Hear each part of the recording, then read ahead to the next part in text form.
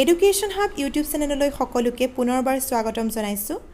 আমি এই চেনেলটোৰ জৰিয়তে আলোচনা কৰি আছিলোঁ নৱম আৰু দশমমান শ্ৰেণীৰ সমাজ বিজ্ঞান আৰু একাদশ আৰু দ্বাদশ শ্ৰেণীৰ ৰাজনীতি বিজ্ঞান। আজি আমি দশমমান শ্ৰেণীৰ আন এটা নতুন ভিডিঅ'লৈ তোমালোকৰ ওচৰলৈ আহিছোঁ। তোমালোকে ভিডিঅ'টো প্ৰথমৰ পৰা শেষলৈকৈ চাবা। পাঠটো খণ্ড খণ্ড কৰি আলোচনা কৰা হৈছে, যিহেতু পাঠটো কিছু দীঘলীয়া। আহাচোন ভিডিঅ'টো আৰম্ভ কৰোঁ।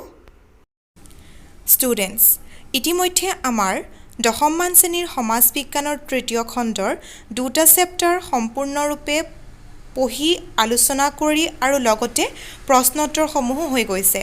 আজি আমি সেই তৃতীয় খণ্ডৰে যি অৰ্থনীতি বিজ্ঞানৰ শাখাটো আছে, সেই অৰ্থনীতি বিজ্ঞানৰ প্ৰথমটো চেপ্টাৰ আলোচনা কৰিম। প্ৰথমটো চেপ্টাৰত আমাৰ আছে মুদ্ৰা আৰু বেংক ব্যৱস্থা। মুদ্ৰা আৰু বেংক ব্যৱস্থাৰ বিষয়ে জানি লওঁ আহা। পাঠটোৰ মূল আলোচ্য বিষয়সমূহ হৈছে বিনিময় প্ৰথা আৰু ইয়াৰ অসুবিধাসমূহ।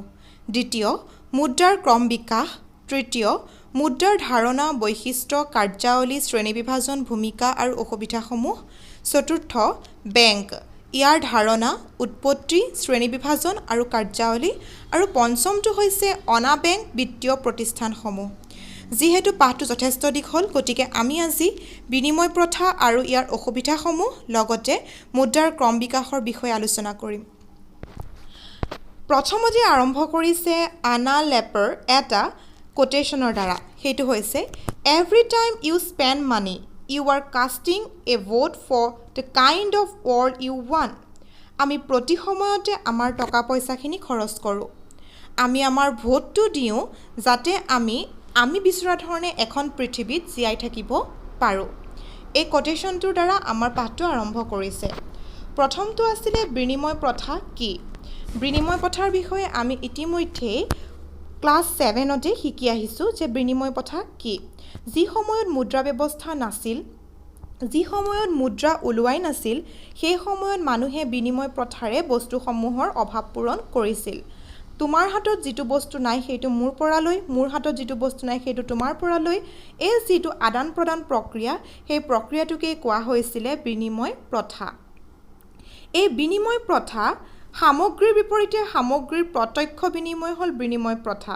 তাৰমানে এটা সামগ্ৰী দি আন এটা সামগ্ৰী লোৱা, আন এটা সামগ্ৰী দি এটা সামগ্ৰী লোৱা, সেই যিটো পৰস্পৰ আদান প্ৰদান প্ৰক্ৰিয়া, সেই প্ৰক্ৰিয়াটোকেই কোৱা হৈছিলে বিনিময় প্ৰথা। এই বিনিময় প্ৰথাটো আগতে চলি আছিলে, কিন্তু বৰ্তমান সময়ত মুদ্ৰাৰ উদ্ভাৱনৰ পিছত সম্পূৰ্ণৰূপে বিনিময় প্ৰথা নোহোৱা হৈ গৈছে।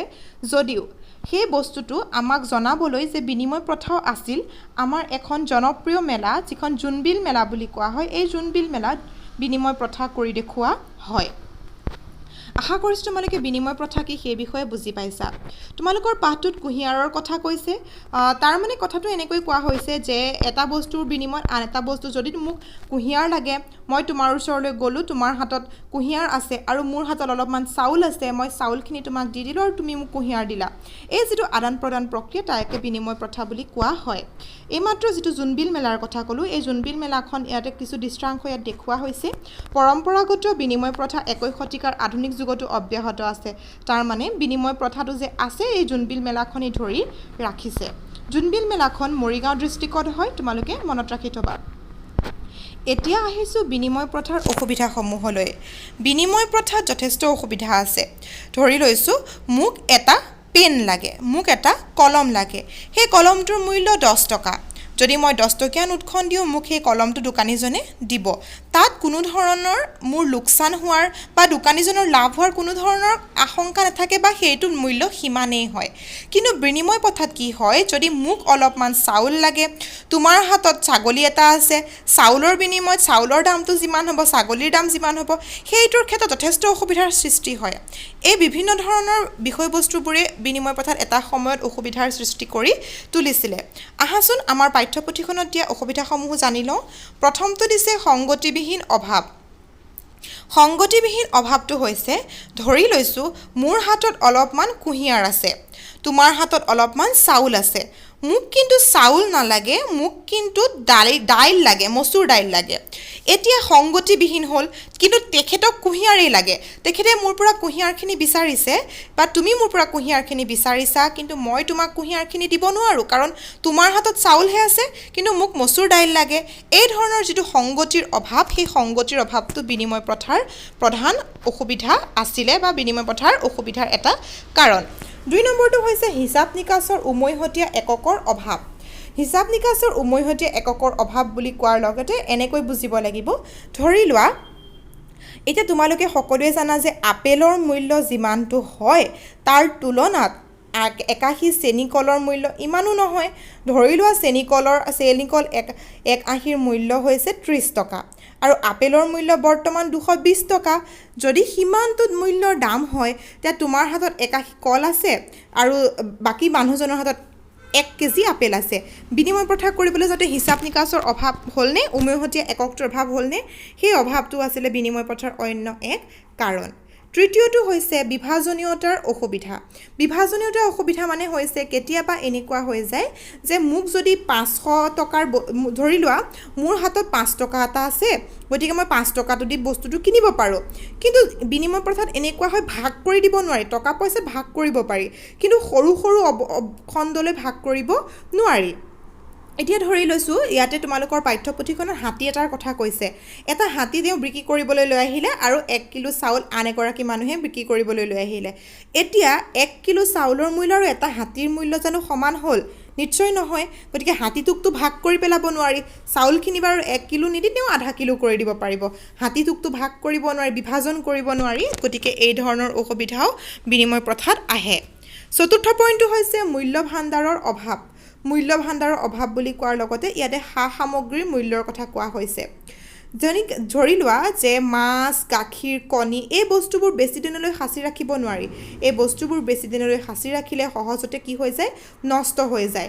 কিন্তু আমি মুদ্ৰা বছৰ বছৰ ধৰি সাঁচি ৰাখিব পাৰোঁ।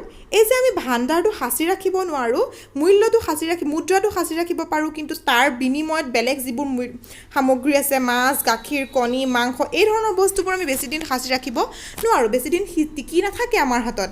গতিকে এই বস্তুবোৰৰ অন্য এটা কাৰণ হৈছে মূল্য ভাণ্ডাৰৰ অভাৱ। গতিকে আমি গোটাই ৰাখিব নোৱাৰোঁ, আমি ষ্ট'ৰ কৰি ৰাখিব বস্তুবোৰ বেছি দিনলৈ নোৱাৰোঁ। গতিকে এইখিনিয়ে হৈছে বিনিময় প্ৰথাৰ মূল অসুবিধা। আশা কৰোঁ তোমালোকে এইখিনিলৈকে বিনিময় প্ৰথাৰ মূল অসুবিধাখিনি বুজি পাইছা। এতিয়া আহিছোঁ মুদ্ৰাৰ ক্ৰম বিকাশৰ সংক্ষিপ্ত বিৱৰণী। তাৰ মানে মুদ্ৰা এটা কেনেকৈ মুদ্ৰালৈ ৰূপান্তৰিত হ'ল, কিমানটা পৰ্যায় অতিক্ৰম কৰিহে বৰ্তমান আমি যি মুদ্ৰা প্ৰচলন কৰিছোঁ, যি মুদ্ৰা চলাই আছোঁ, সেই মুদ্ৰাটোৰ অৱস্থা পালেহি। ইয়াতে কৈছে যে মুদ্ৰাৰ ক্ৰম বিকাশৰ যিটো প্ৰক্ৰিয়া আছিলে, এই প্ৰক্ৰিয়াটো 5টা পৰ্যায় বুলি কৈছে। প্ৰথমটো হৈছে বিনিময় প্ৰথা। ইতিমধ্যে আমি বিনিময় প্ৰথাটো আমি আলোচনা কৰিলোঁ যে কেনেকৈ বিনিময় প্ৰথাত ইটো বস্তুৰ দিশ আনটো বস্তু লোৱা হয়, আৰু বিভিন্ন অসুবিধাসমূহ আলোচনা কৰিলোঁ যে কেনেকৈ সংগতিবিহীন হয়, কেনেকৈ হিচাপ ৰাখিব নোৱাৰি, কেনেকৈ ষ্ট'ৰ কৰি ৰাখিব নোৱাৰি, বিভিন্নখিনি আলোচনা কৰিলোঁ। তোমালোকে ইতিমধ্যে বিনিময় প্ৰথাটো বুজি পাইছা। দ্বিতীয় পৰ্যায়টো হৈছে জন্তুমান। জন্তুমান যিটো প্ৰথা, তাতে কি কৰা হৈছিলে, জন্তু বিনিময় কৰা হৈছিলে। বিশেষকৈ সেই সময়ত ছাগলী বিনিময় কৰা হৈছিলে। ছাগলী এটাৰ ৰং বা ছাগলীটো কিমান ডাঙৰ, কিমান সৰু, সেই বিষয়টো একলগ কৰি পেলাই কি কৰা হৈছিলে, সেই জন্তুবোৰৰ বিনিময় কৰিও সা সামগ্ৰী ক্ৰয় কৰা হৈছিলে। তৃতীয় যিটো পৰ্যায় আছিলে, সেই পৰ্যায়টো হৈছে অমুদ্ৰিত ধাতুমান। অমুদ্ৰিত ধাতুমান হৈছে যে সোণ বা ৰূপৰ টুকুৰা বিনিময় মাধ্যম হিচাপে ব্যৱহাৰ কৰিছিলে। সোণ বা ৰূপ সেই সময়ত কি কৰা হৈছিলে, বিনিময় মাধ্যম হিচাপে ব্যৱহাৰ কৰিছিলে। আৰু এইটো এটা সময়ত লাহে লাহে কি হ'ল, অসুবিধাৰ সৃষ্টি হ'ল। কিয়নো নিৰাপদ নহয়। মানুহ এজনৰ হাতত সোণৰ টুকুৰা এটা থাকিলে তেওঁ আন এঠাইলৈ যদি তেওঁ বিনিময় কৰিবলৈ লৈ যায়, সেইটো নিশ্চয়কৈ নিৰাপদ নহয়, কাৰণ সেই সময়ত ডকাইতি হোৱাৰো বহুত সমস্যা থাকে। গতিকে এনেধৰণৰ কিছুমান অমৌদ্ৰিক, যিবোৰ মুদ্ৰা নহয়, ধাতুৰ বিনিময় প্ৰথাও সেই সময়ত চলিছিলে। যিটো চতুৰ্থ পৰ্যায় আছিলে, সেইটো হৈছে ধাতু মুদ্ৰা। তাৰ মানে ধাতু মুদ্ৰাটোৰ ব্যৱস্থা এনেকুৱা আছিলে যে সোণ বা ৰূপৰ যোগান সীমাবদ্ধ বা অস্থিতিস্থাপক, প্ৰয়োজন হ'লে বৃদ্ধি কৰিব নোৱাৰি। গতিকে ব্যৱসায় বাণিজ্যৰ পৰিসৰ বৃদ্ধি কৰিবৰ কাৰণে সেই সময়ত ধাতু মুদ্ৰাৰ ব্যৱহাৰ কৰিছিলে সেই সময়ত ধাতু মুদ্ৰাটো কি কৰিছিলে প্ৰয়োগ কৰি বস্তুসমূহ ক্ৰয় কৰা হোৱা দেখা গৈছিলে আৰু বেপাৰ বাণিজ্যৰ ক্ষেত্ৰত বিশেষকৈ এইটো ব্যৱস্থা কৰা হৈছিল যদিও যথেষ্ট অসুবিধা সেই সময়তো আছিল যেটো ধাতু মুদ্ৰাৰ কথা কোৱা হৈছে সেই কমে 4টা পৰ্যায় অতিক্ৰম কৰি সৃষ্টি হৈছিল কাগজী মুদ্ৰাৰ প্ৰচলন কাগজী মুদ্ৰাটো কঢ়িয়াই নিয়াটো একেবাৰে সহজ আমাৰ যেনেকৈ পাৰ্চত আমি কাগজী মুদ্ৰাসমূহ ৰাখো সেই কাগজী মুদ্ৰা কঢ়িয়াই নিয়া সহজ বা বিভিন্ন ঠাইলৈ এই বিষয় বস্তুবোৰ কি কৰা হৈছিল মুদ্ৰাৰ প্ৰয়োগ হৈছিল আৰু লগে লগে কি হৈ যায় কাগজী মুদ্ৰাসমূহ প্ৰথম অৱস্থাত কি হৈছিল সোণ বা ৰূপলৈ ৰূপান্তৰিত কৰা হৈছিল কালক্ৰমত কাগজী মুদ্ৰাক মুদ্ৰা হিচাপে গ্ৰহণ কৰা হ'ল তাৰ মানে কাগজী মুদ্ৰাসমূহক সোণ বা ৰূপৰ মুদ্ৰা হিচাপে ৰূপান্তৰ কৰিছিল প্ৰথম অৱস্থাত পিছৰ পৰ্যায়ত যেটো মানে পেপাৰত সেই মুদ্ৰাটো ৰূপায়ন কৰা হ'ল প্ৰথমে মানে কইন্স ৰাখিছিলে বৰ্তমান সময়ত কাগজলৈ হ'ল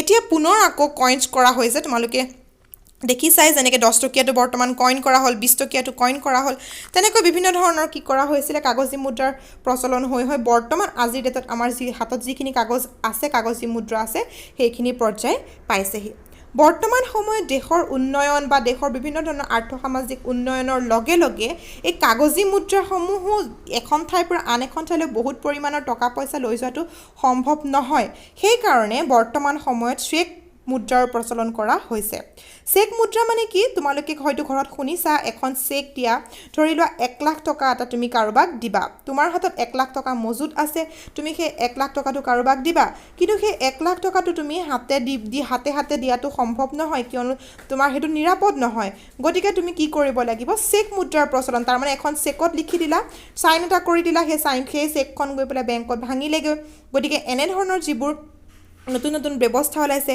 সেই ব্যৱস্থাবোৰে কি কৰা হৈছে যিকোনো ধৰণৰ আমাৰ বৰ্তমান সময়ত অৰ্থনীতিটো এঠাইৰ পৰা আন ঠাইলৈ নিৰাপদে নিয়াত সুবিধা কৰি দিছে গতিকে আজি আমি পঢ়িলো বিনিময় প্ৰথাৰ বিভিন্ন অসুবিধাসমূহ আৰু লগতে মুদ্ৰাৰ ক্ৰম বিকাশৰ সংক্ষিপ্ত বিৱৰণী ভিডিওটো বেছি দীঘল নকৰো এইখিনিলৈকৈ তোমালোকক দিলো আশা কৰো তোমালোকে ভিডিওটো বুজি পাইছা আৰু তোমালোকে বুজি পোৱা অনুসৰি নিজৰ ফালৰ পৰা নোট বনাবা আৰু মই অনুশীলনীৰ প্ৰশ্ন উত্তৰসমূহ তোমালোকক পাঠটো শেষ হ'লে প্ৰদান কৰিম ধন্যবাদ